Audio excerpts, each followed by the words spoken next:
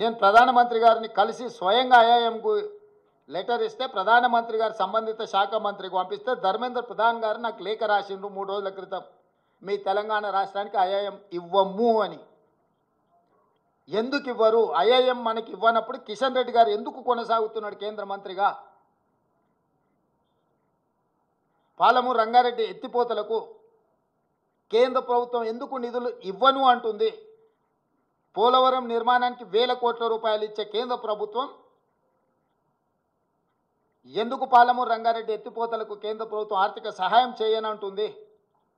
అమరావతి నిర్మాణానికి 1000 కోట్ల రూపాయలు ఇస్తా అంటున్న కేంద్ర ప్రభుత్వం హైదరాబాదు నగరంలో మెట్రో విస్తరణకు కానీ, మూసీ రివర్ డెవలప్మెంట్ ఫ్రంట్కు కానీ, రీజనల్ రింగ్ రోడ్ కోసం కానీ, వరంగల్లో ఆదిలాబాదులో ఏర్పాటు చేయాలనుకుంటున్న ఎయిర్పోర్టులకు ఎందుకు ప్రత్యేకంగా నిధులు ఇవ్వరు అని చెప్పి కేంద్ర ప్రభుత్వాన్ని తెలంగాణ రాష్ట్ర ప్రభుత్వం ప్రశ్నిస్తున్నది. పెద్దన్నగా మేము భావిస్తుంటే మీరు దుర్మార్గంగా వ్యవహరిస్తున్నారు. ప్రధానమంత్రి వివక్ష లేని వికసిత్ భారత్ కోసం ప్రయత్నం చేయాలి, కానీ కేంద్ర ప్రభుత్వం ప్రవేశపెట్టిన బడ్జెట్ బీహార్ ఆంధ్రప్రదేశ్ కోసం ప్రత్యేకంగా ఈ సమావేశాలను ఏర్పాటు చేసి నిధులు కేటాయించినట్టుగా ఉన్నది. కేవలం క్విడ్ ప్రోకో. మీరు మాకు మద్దతు ఇవ్వండి ప్రభుత్వాన్ని కాపాడుకోవడానికి, మేము అన్ని రాష్ట్రాలను దోషి మీ రాష్ట్రాలల్లో నిధులు విడుదల చేస్తామనే విధంగా ఉన్నది. అందుకే ఈ బడ్జెట్ కుర్చీ బచావో బడ్జెట్. కుర్చీ లాలూచిలో, ప్రధానమంత్రి లాలూచిలో బీజేపీ తెలంగాణ ప్రజల యొక్క హక్కులను, తెలంగాణ రాష్ట్ర అభివృద్ధిని కాలరాస్తున్నది. ఇది ఏమాత్రం ఇక్కడి ప్రజలు సహించరు. మా ప్రభుత్వం ఊరుకోదు. మా నిరసనను తప్పకుండా పార్లమెంట్ బడ్జెట్ సమావేశాలలో మా పార్లమెంట్ సభ్యులు ప్రధానమంత్రికి తెలియజేస్తారు.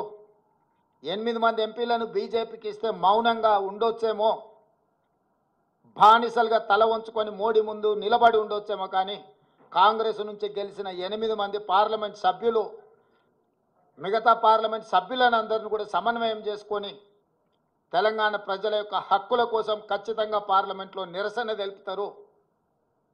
ఆంధ్రప్రదేశ్ పునర్విభజన చట్టము అని అంటే కేవలం ఆంధ్రప్రదేశ్కే నిధుల విడుదల కాదు.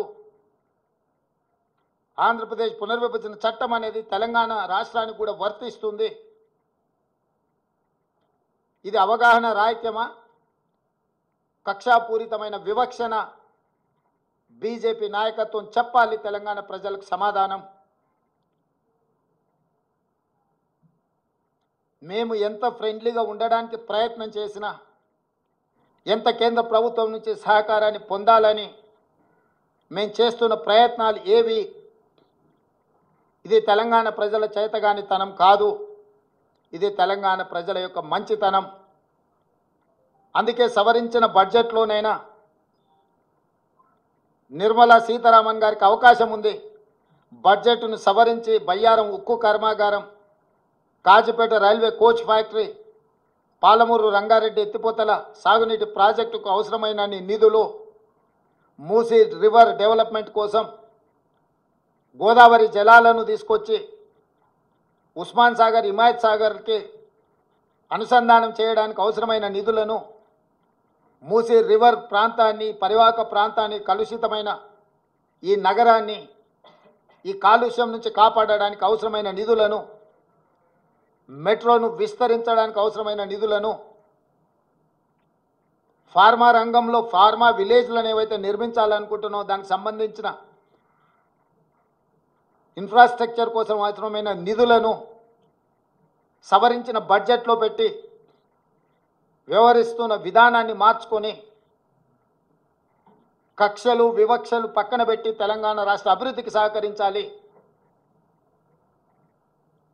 అట్లా కాకుండా వ్యవహరిస్తే భారతీయ జనతా పార్టీకి తెలంగాణ రాష్ట్రంలో నూకలు చెల్లినట్టే. ఉపన్యాసాలు ఇవ్వడం కాదు కిషన్ రెడ్డి గారు, ఢిల్లీ నుంచి ఏం నిధులు తెచ్చినావు ప్రజలకు జవాబు చెప్పు. మీ చేతగానితనం, మీ బలహీనత, మీ మౌనము మీ బానిస మనస్తత్వము తెలంగాణకు తీరని అన్యాయం చేస్తుంది.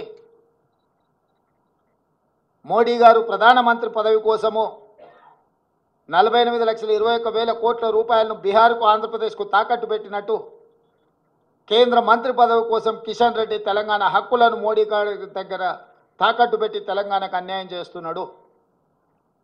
అందుకే రేపటి జరగబోయే శాసనసభ సమావేశాలలో ప్రశ్నోత్తర